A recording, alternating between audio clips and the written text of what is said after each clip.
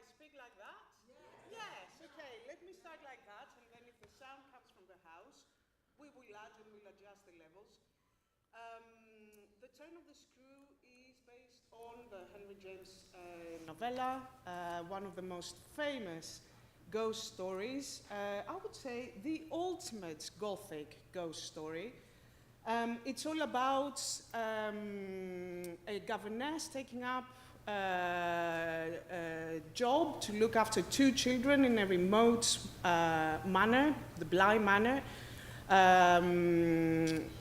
The children are orphans, they don't have parents, and things happen from her arrival onwards. She confronts supernatural powers, and she finds herself fighting over the influence, who's going to have to influence more the children, her or the ghosts that are inhabiting the house. The charm of the story, or the interest, or if you want, the fascinating aspect that that has really created an impression on me, is how ambiguous it feels. Are the ghosts really existing, or are they a product of the governess's imagination? So the starting point for this production, I'd say, was that. You know, how do we approach a ghost story? I don't believe in ghosts. I'm a rational person. I'm sure not everyone agrees with me in this in the audience, but how do we make this story believable? And how, for me, the big challenge is, how do I I keep the ambiguous spirit. In a way, we didn't want to answer a question, we want to pose a question, or open many questions. And I think this is the beauty of the story itself, the novella, but also the musical and dramatical treatment that Benjamin Britten and Moivone Piper, his librettist, their treatment, this is what is wonderful about it. Talking about the Turn of the Screw, talking specifically about the musical dramaturgy, there is something which is really fascinating. Britten has used this compositional device, so the whole structure of the piece is based on a theme and variations. It's a very well-known musical structure, a very well-known device, but he uses it in the most clever way. So the piece is in 2 acts. Yeah, each act has 8 scenes, and in between each scene we have a variation. The piece starts with this famous, as we call it, the screw theme. It's devised, he's using the serialism technique, so a technique which is very simply based on a choice of 12 notes that are then being repeated in all sorts of different order, and in different ways, and creating different motifs, but you will only be hearing these 12 notes being used throughout the piece. What does it sound like? Oh, I wouldn't be able to sing it to you and being in in tune. But I have a melody which I really like, and I want to share this with you, which is the Malo theme. This is a song that the boy Miles sings. It's a very enigmatic, and it goes like this. La la la la la la la la la la la la la la la, and it continues. La la la la la la la la la la la la la la la, and it finishes with a question mark. He sings about malo. Yeah, malo in Italian means bad. And the whole question surrounding the piece is this sort of presence of evil. And where is evil? And what is evil in this environment, in this house, in this story? What is the evil element? If you were to ask me, I would say that there are many things that make this story and its context evil. But I'm sure we'll talk about this in a minute. To come back to the composition and the structure of the piece, as I said, it's the screw theme and its variations. The scenes are very, very short, and it's like snippets of action. Yeah, it's like vignettes of action that create an impression, and the moment that you're about to realize what has happened, they're gone, they're finished. And I think this is also part of the alluring character of the piece.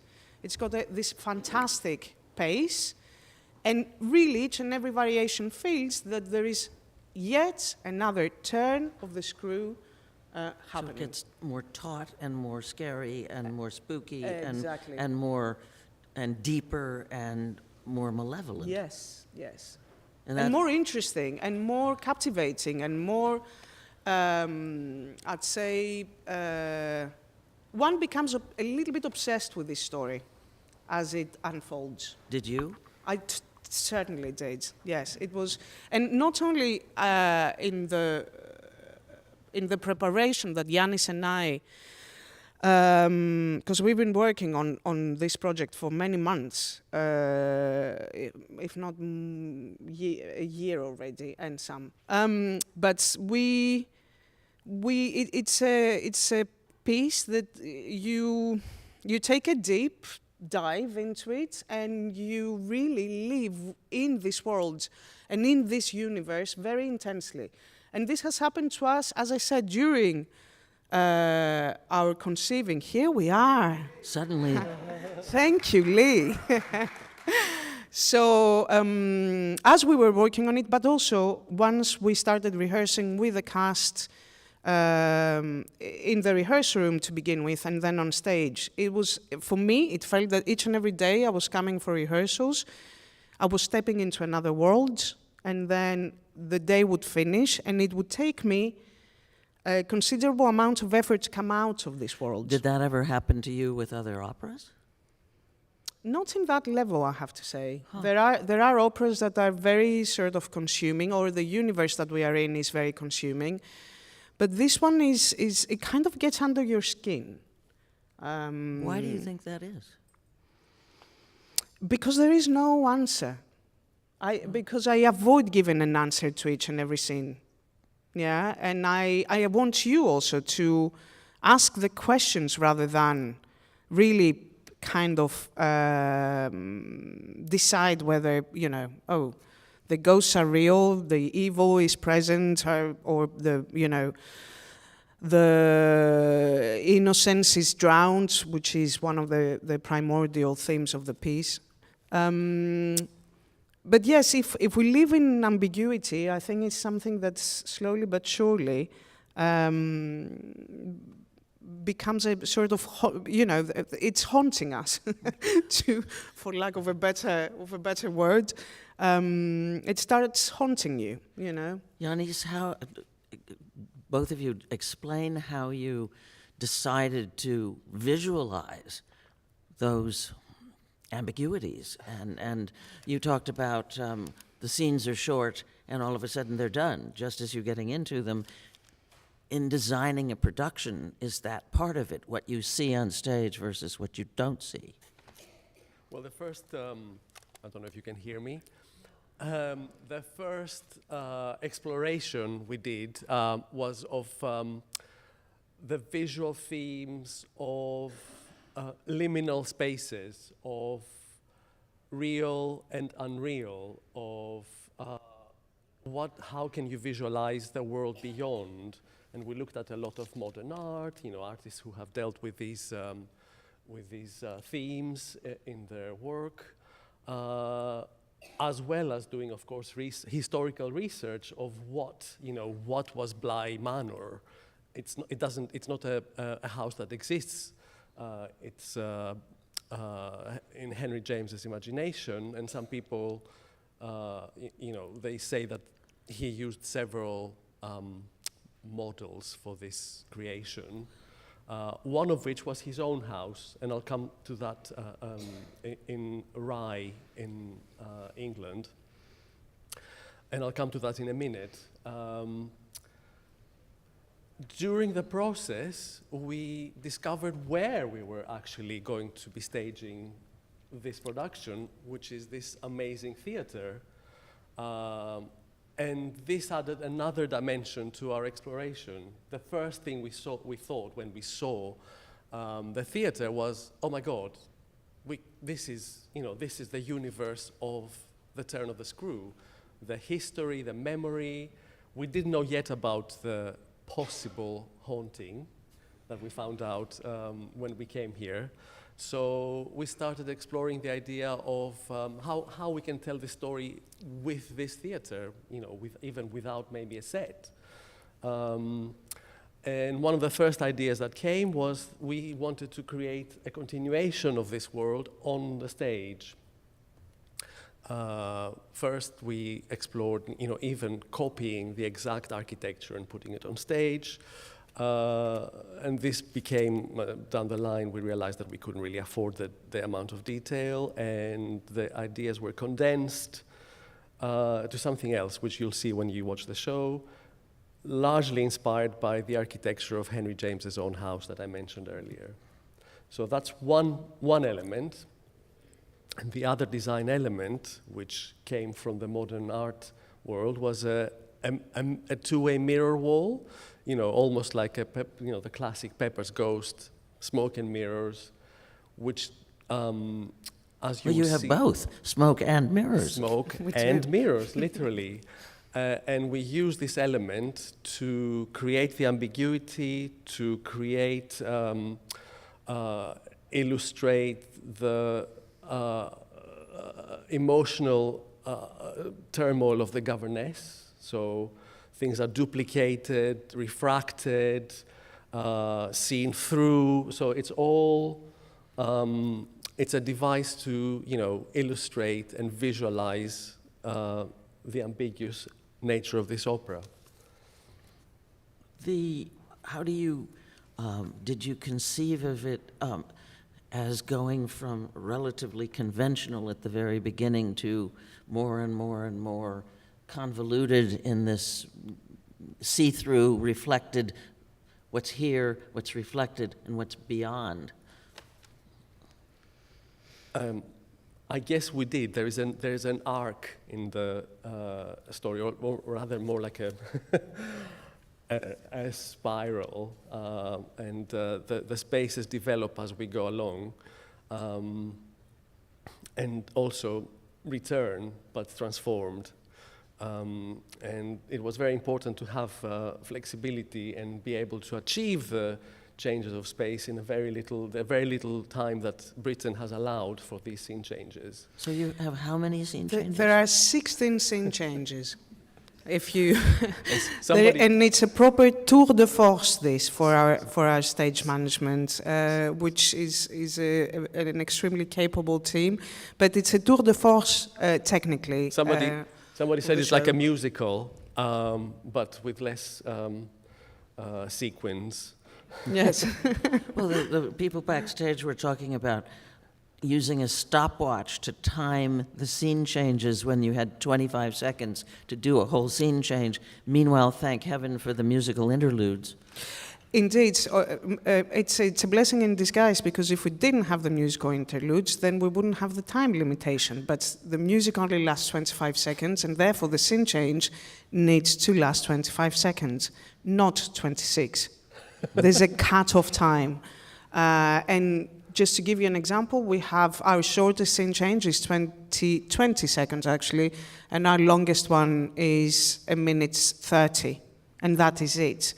And there aren't two scenes that look the same. There is constant movement and constant change of locations, and yeah, it has been a challenge to deliver it, but we made it, and yes, we are ready for a good opening on Friday. And I touch wood as I say Yes, this. we hope it works. Well, you could have done it much less ambitiously. I mean, I watched a version of Turn of the Screw online on YouTube, where there was essentially, it was about 20 years ago from, I think, a German company, and it was essentially the same set throughout the whole thing, with a big window and various little kind of partitions. What made you think to do this really ambitious kind of tour de force? I don't know. What's the scenic fun? design? What's the fun if there is no challenge? I think we have. I think the location, particularly, which is very specific. Each scene is in a different location, and I think going for that and imagining how we can change the space using the devices that we have, which are simple. I mean, it's not that we have, a lot of pieces of scenery. We have elements, and then we keep playing with them in different configurations to create different locations. But I think this is very important for the storytelling. And for that sense of, as I said, there is a particular pace in the piece, which if you don't have that change, you cannot really, how can I say, you cannot really present the piece in its full glory.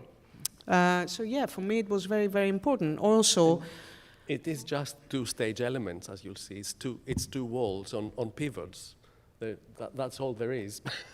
But it's how these walls interact with each other, and how, of course, they are transformed by lighting and the very select few props that set the tone for each scene. So I don't think we set out to be ambitious. We just followed where the story took us and Yes. and this space. Tantalize people with what they should, some of the scenes and kind of what they should look for. One of the themes that is particularly touching to me, which might not be apparent there for everyone, but it's my reading of the story, is the need of the children. Two things: how the children cope with loss. As I said, they're both orphans; they lost their parents. How they cope with loss, and which leads us to why do the ghosts exist, if they exist? Why they are there? And I think it's this: the children create the ghosts somehow. They create these substitutes for the parental figures that they are missing. And I think this is something that was my intention, and I want you to look out for it. See, spot how this comes to life. Yeah, how. The children find in Quint, who was the master's valet, who has befriended Miles, and Miss Jessel, who was the old governess, how Miles and Flora, the two children, find in them the parental figures that they are missing, the sort of male and female role model that they are missing, and how much consolation, guidance, love they take from people who do not exist. So this is something that was something that impressed me and moved me, and I wanted to bring to the surface. Nowhere in the libretto, and really, you'd have to go back to the book.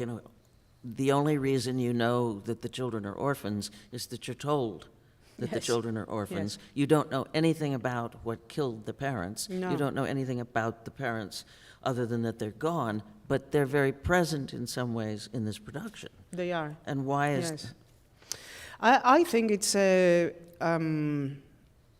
terrible thing to lose your parent. And I think if there is a tragic element in this story, is this. Is the children who, in a way, have been abandoned. They have the guardian, their uncle, who lives in London and wants nothing to do with them. and they live with a housekeeper in a mansion, somewhere in rural England. And I think this sort of abandonment of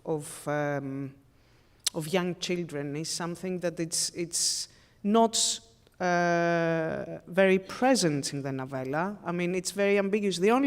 As you said, the only detail or even information, if you want, that we have about the parents is that the parents are gone.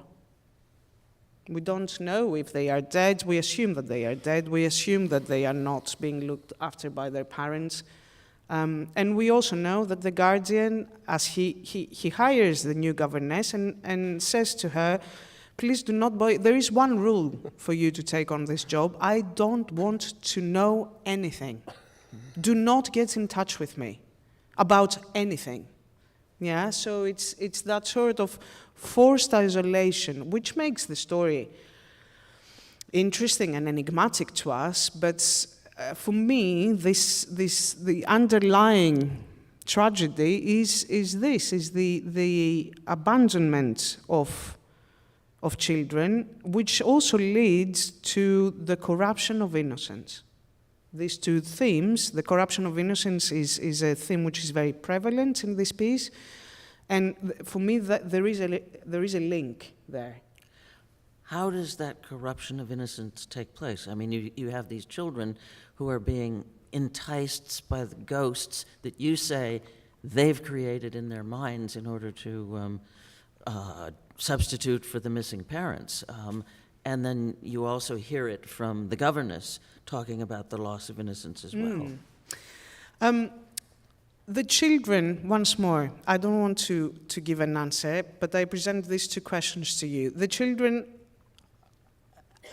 create the ghosts in their imagination, or the ghosts take room because the children sort of call them. So we can go down two different routes, yeah?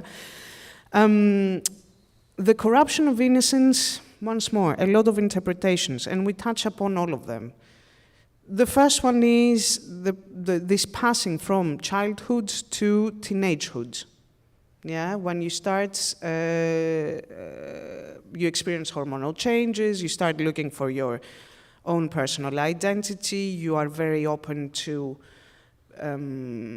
big influences, you are no longer have your parents as the ultimate, role models in your life, and you start searching who you really are, who you are as a person who is unique, and so there is a corruption of innocence there to begin with. There is a suggestion that the relationship that Miles has with the ghost of Quint is a relationship based on abuse, basically. Yeah, Quint is taking advantage of Miles. Well, there are lines in the opera where the housekeeper says that Quint had his way with Miles and had his way with Miss Jessel, the former governess. Yes. And it doesn't explain had his way, but it certainly implies sexual assault. Exactly. So that's another form of corruption of innocence. The other thing is that both Quint, the valet, and Miss Jessel died under very sort of unexplained circumstances. There are a lot of suggestions in the version and the context that we are creating. Mrs. Gross has had something to do with Quint's death. Yeah, Quint's death is described, he fell into the icy water, and I think she pushed him into the icy water and then didn't call for help, yeah, when he was really badly injured. And then there is the affair of Quint and Miss Jessel, where I assume, and this is what's also the context that we have created, I assume that Miss Jessel became pregnant, and Quint didn't want to take responsibility. He didn't want to form a family with her, and she was extremely hurt and committed suicide. So all of that is known information for the children. Nothing is hidden. Another factor that contributes to the so-called corruption of innocence. The relationship in between the children is ambiguous. Yeah, in a way, these two siblings, it's all they have. One has the other in this world. Yeah, it's the only family they have, and yet there is a relationship which is very competitive. It's very loving, but also very competitive. And yeah, there are a lot of reasons for this corruption of innocence. Tell me about the governess. She comes.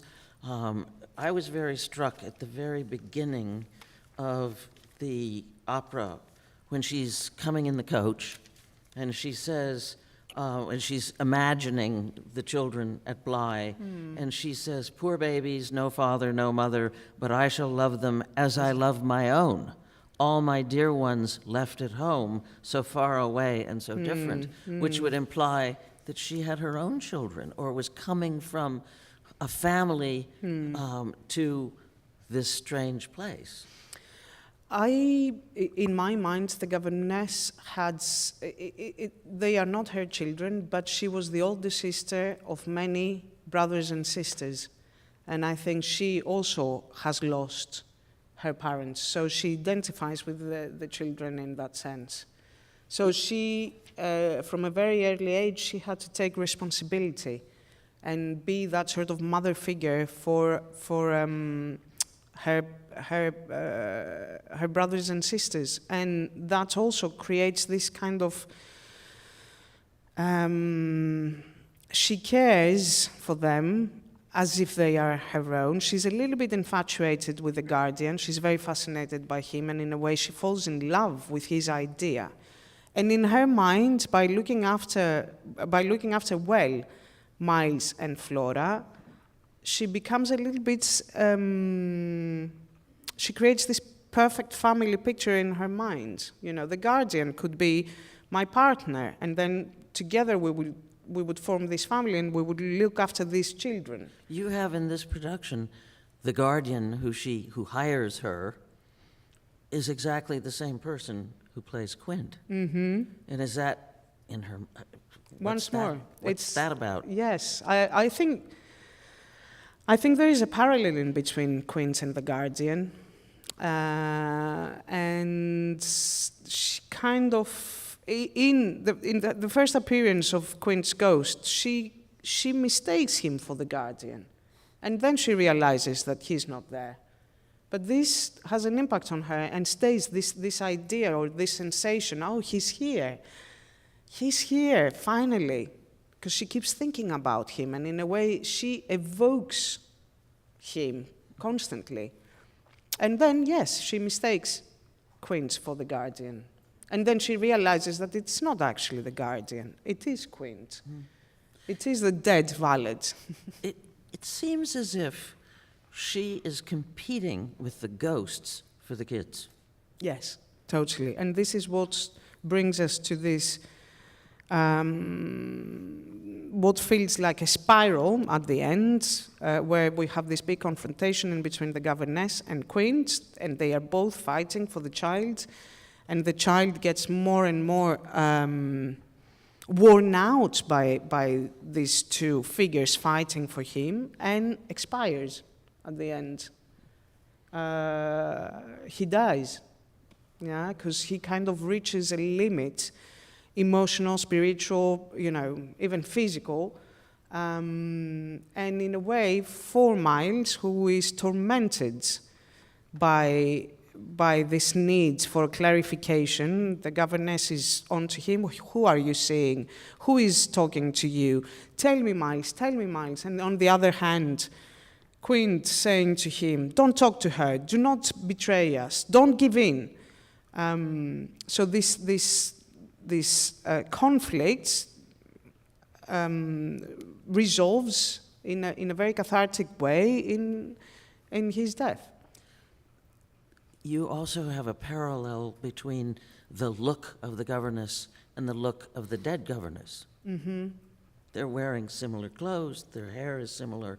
Tell me about how you concocted that. Well, it's a resonance that we explored, and the germ of it was there all the time. You know, what does the governess feel about her predecessor? Why does she feel that Flora had this relationship with her that she cannot achieve? Flora, the little girl. Yes, Flora is the little girl. Are there feelings of inadequacy? How is she measuring up? Is she creating this image of the governess based on the information she has from Mrs. Gross? Is it all, you know, we wanted to, again, questions, no answers, just questions. Is she turning into her predecessor? Because there's that journey. We never really see Miss Jessel clearly until the second act. And like with everything in the piece, we're kept guessing, you know, are these two ghosts the governess's projections based on the information she has by Mrs. Gross? So, and not to give too much away of her, this is a resonance that crystallized very late in the process for us. It happened almost like a fortunate accident. We didn't know we wanted it to happen until some things led us to it, and we both felt, this is great. Well, it seems like everybody is paired with somebody else. Mm-hmm. It's like permutations where exactly your first pair of their first pairs that the children are paired, the dead parents are paired, the ghosts and the whole production is based on duality, and there are several things that come in pairs. Like there's two topiary pots, there's two posts in the bed.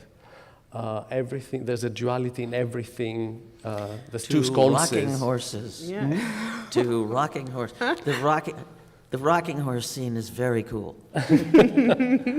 So there is, that's, I think, one of the very, not I think, this is, that was it. One of the initial ideas was, you know, one's materialistic self and its own reflection to a mirror. You know, and that is what creates the duality. And then, what if you disturb this analogy? What if the reflection in the mirror no longer represents what the reflective self is? In other words, you look in the mirror and something different is happening. Exactly. And that is it. That's what creates tension as well. In that duality, you know, you want to maintain a sense of balance, and what happens if that balance is interrupted? I think this is if we are talking about supernatural forces, in my mind, this is what it is. When, you know, when the expected is no longer there. With this production, do you think it will travel other places in roughly this form? We hope so. I have to say, it's very, it's made sur mesure for this theatre. So if it travels, there are elements that might need to be adjusted. But I have to say, it fits this place like a glove. It's as if we designed it for it. Yeah, but also this is an intimate space. It's a space that has a lot of history. Once more, if we talk about ghosts, we talk about the past. We talk about a continuation of humanity, if you want. And I don't know if you know it, but the Dog Street Theatre has its own ghosts. I've heard that. Come and join us. Let's be 4 instead of 2. But yeah, I hope if the production travels, that it goes to places that have this very sort of special atmosphere. The two of you are both Greek. You both ended up in London, but you've never worked together before? Yes. We were waiting for the right occasion for it to happen. And how did it happen?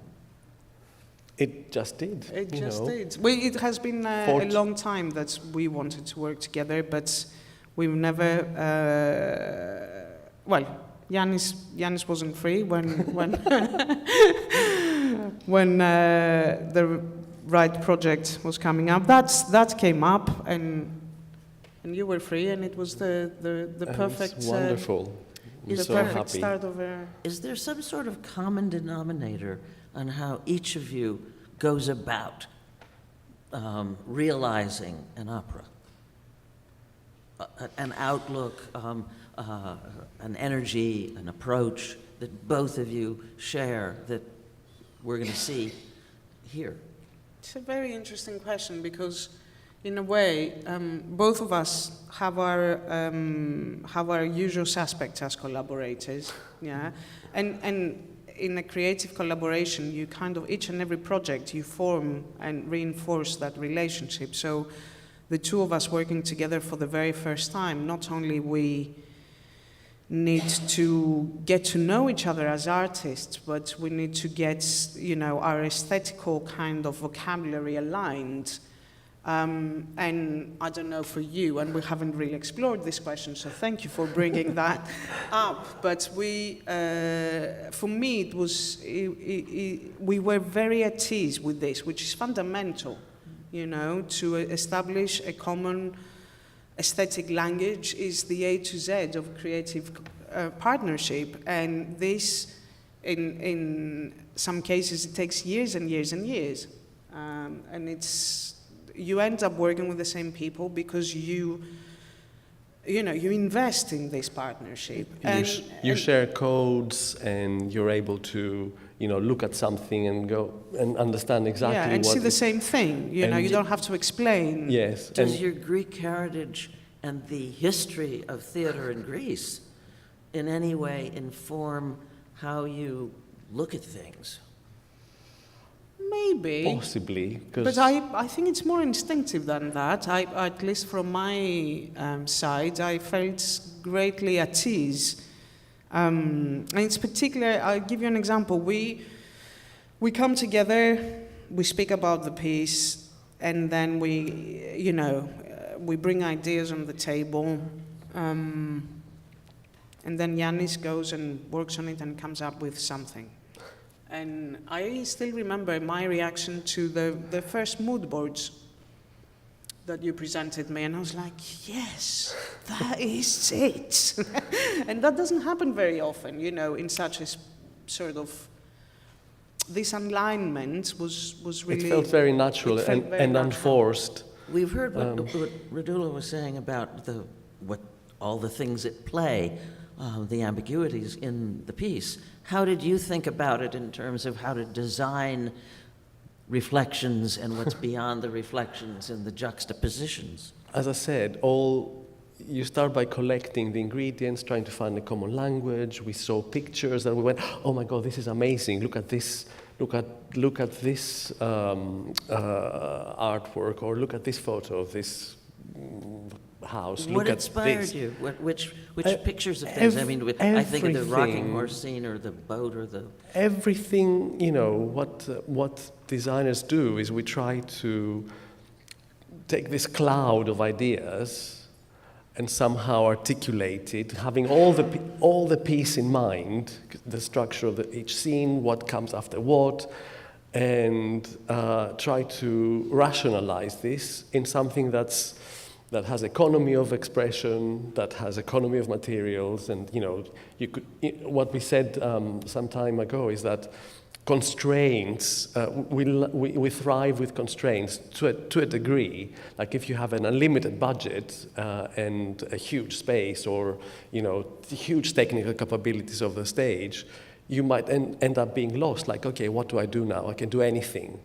But because this is a specific, theater has a specific dimensions, it doesn't have a lot of wing space, that led to what the sort of design solution that you will see. It's a very abstract thing, extracting symbolic elements or emblematic elements, and then translating them into something very concrete and real that can be moved around in 16 scene changes. It is what we try to do, try to make, spaces that are charged. They're not just decor, they're not just backdrop. They carry some meaning, even though meaning is probably a dirty word, some resonances, and, we give them over to you to, think and hopefully feel. That's what we try to do. Did you try to convey evil? We talked a lot about evil in our conversations. Yes, but how do you convey evil? I remember when I first read the novella when I was a very young man. I don't know what I was expecting. I was expecting like a classic where everything is resolved and you know exactly what happened, who did exactly what. And I remember... It's not Agatha Christie. I had something like that in mind, and then I was left like, oh, okay, so what happened exactly? What was the unspeakable evil? You're left to fill it in, which is what, in the same vein, maybe that's what is Greek about us. In the same way that in Greek tragedy, you never show a murder or a death. You always hear about the awful things are always described, never shown. And it's the same kind of thing. What is not shown becomes even bigger in your head. Like, you never know what Quint did to Miles or what Miss Jessel did to Flora. Maybe it's teaching them how to, kill a deer with their bare hands or something. I don't know. It's the unspeakable that makes it more scary. How many operas have you done?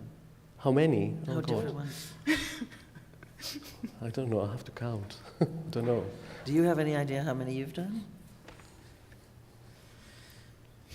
I don't know. I've been working for the last 17 years. I do about 5 or 6 projects a year.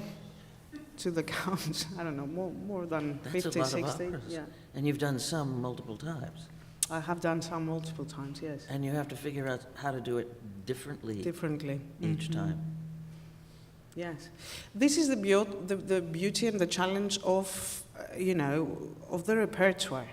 That if you're not doing new work and if you're going back again and again to the classics, and I'm talking about, I don't know, Traviata, which is an opera I've done a few times, Ballo in Maschera, Bohème, then yes, you have to reinvent yourself in a way. Although, I don't know, I think the response that I have to the characters remains the same. Even if I set the story in a completely different context every time, different periods. I tend to work with different designers if I work on the same title. But characters for me are like people that you get to know really, really well, and you befriend them and you form a relationship with. And then as relationships in real life change, even with your best friends, the relationship evolves and changes through the years. This is what happens to me with characters. My relationship with them evolves, but they are the same people fundamentally. Well, you told me you grew up with opera daily in your life. I did. I was very fortunate in that sense that I come from a family of musicians, and at some point when I was a kid, my dad used to run the Greek National Opera, and he used to take me and my sister to the opera every night. And when I say every night, I mean Monday, Tuesday, Wednesday, Thursday, Friday. And it would be a menu of, Traviata, Butterfly, Don Carlos, Rigoletto. It was because it was a repertoire theatre. And we grew up, first of all, normalizing the art form. I thought that everyone was going to the opera, and opera is something really natural as a form of entertainment. And then it became a little bit like I don't know, I fell in love with it from a very early age. I told you this story. La Traviata is an opera that I first got to know when I was little, and I used to put my favorite dress, stand in front of the mirror, and rehearse the Traviata cough and try to make it believable, because I hated it that all these sopranos, they would cough in a very kind of theatrical, singer-like way, and I'm like, no, you're dying from tuberculosis. The cough needs to be believable.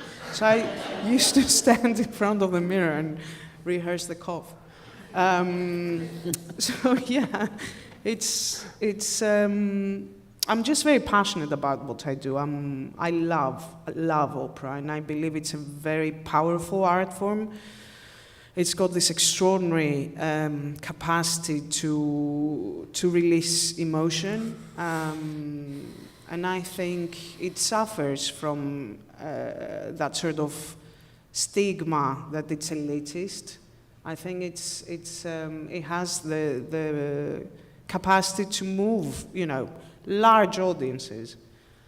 It's an expensive art form just because of the sheer scale of it, and this is something that the large audience is not always kind of aware, but if we're doing a repertoire piece like Traviata, for instance, you have a large chorus of 60 people on stage, you have an orchestra of 50 in the pit, you have 12 soloists, and you have a backstage team of about 10 people. So it's 150 people working each and every night on stage to deliver the show. It's not straight theater where you can do a show with 10 people. So, and people are not always aware of that, of the scale of it. And of course, when we're talking about scale and these numbers, everything that comes in terms of production values follows that. You can't do, you can do an opera on an empty stage, but this might not always be the artistic choice that does better justice to the piece. You're nodding. What's your take on what you want to... I totally agree, and as I said, I keep mentioning the phrase economy of means is what I strive to do as well. But of course it depends on the piece, and you can do pieces on an empty stage with 2 chairs and wonderful lighting, or you need some spectacle of whatever that may be, because it could be big gilded sets, or it could be very elaborate high-tech projections. So your playbook is always, even if it's a low budget, I'm going to make a spectacle.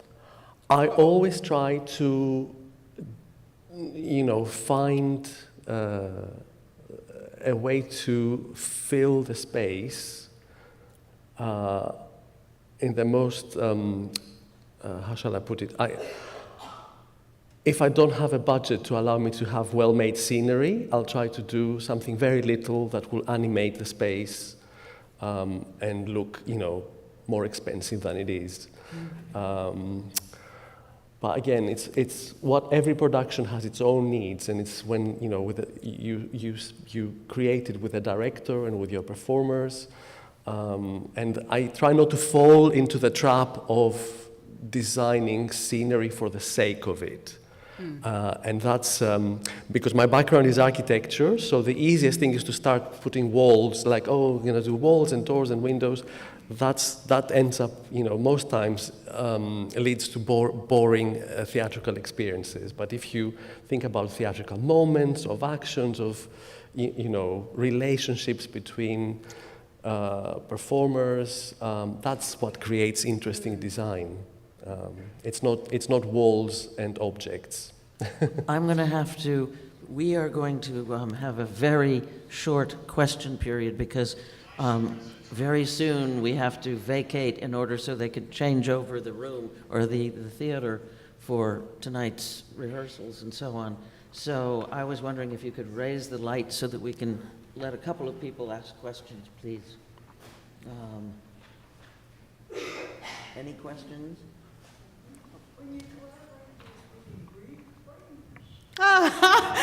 Very good question. Both. There's this interesting thing that happens with both of us, that quite a lot of the terminology, because we are mostly working in English, quite a lot of the terminology is in English. So when we're speaking in technical terms, we might, speak in English. And we switch, and we also sometimes do what we call Greeklish, which is like Yes. hybrid words, and it's fun to experience. Is it ever like the parents who speak another language so their kids don't understand what's going on? Yes, except as it happens with my son, who is here, who's sitting over there. Hi, Wex. He speaks Greek and English, and his dad is English, and I have a secret language with my son rather than with my partner. That's funny. So, is your son being raised in an opera theater like you were? In multiple opera theaters around the world. Anybody else over here? No. Your son is going to No, ask a question? No, he's not. Okay. Are you? Do you have a question for mommy now?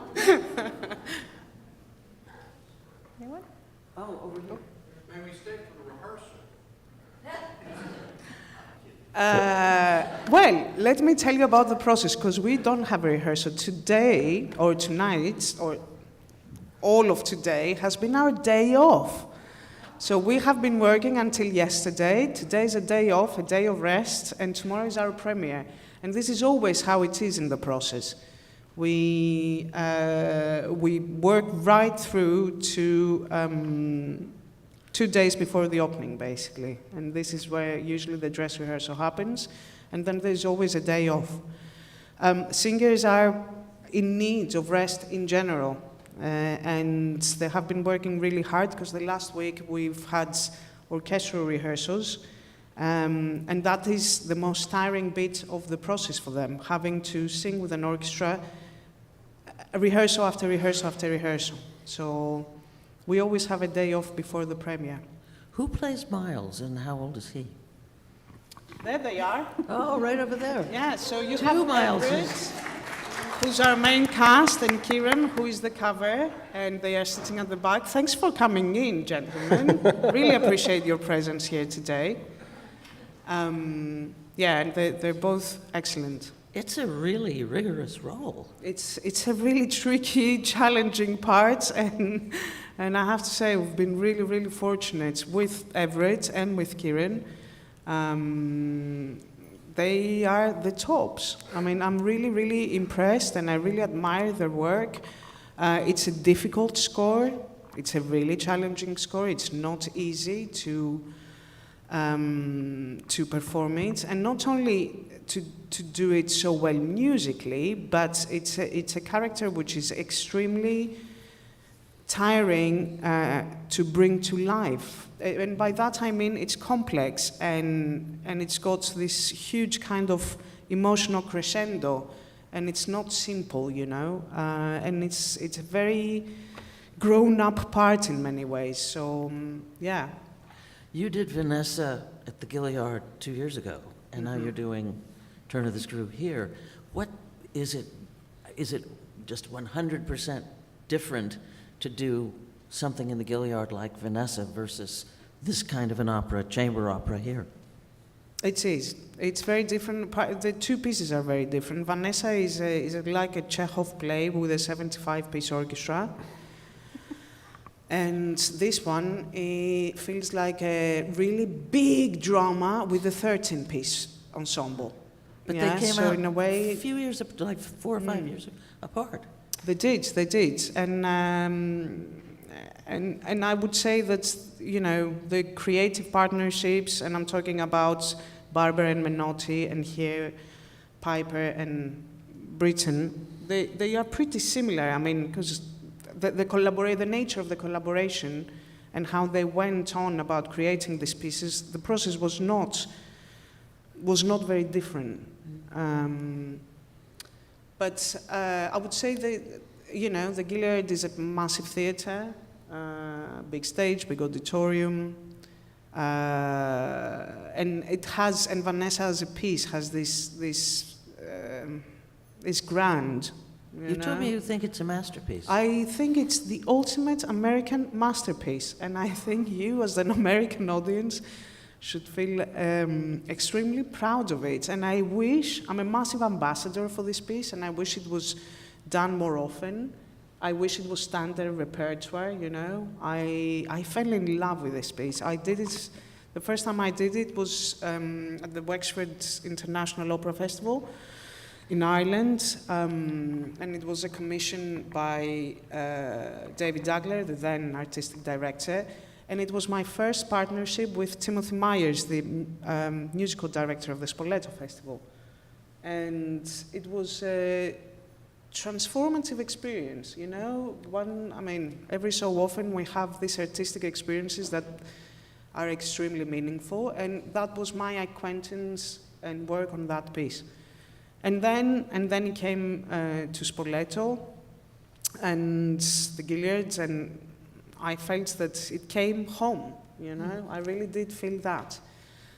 And yeah, the turn of the screw, it would be different if we were to be doing it in any other theater. I think what makes this really, really, truly special is that we perform this piece in this theater. And with that, I got the high sign that I'm going to have to conclude this, sadly, because I could go on for a lot longer, but thank you very, very much. Thank you. Pleasure.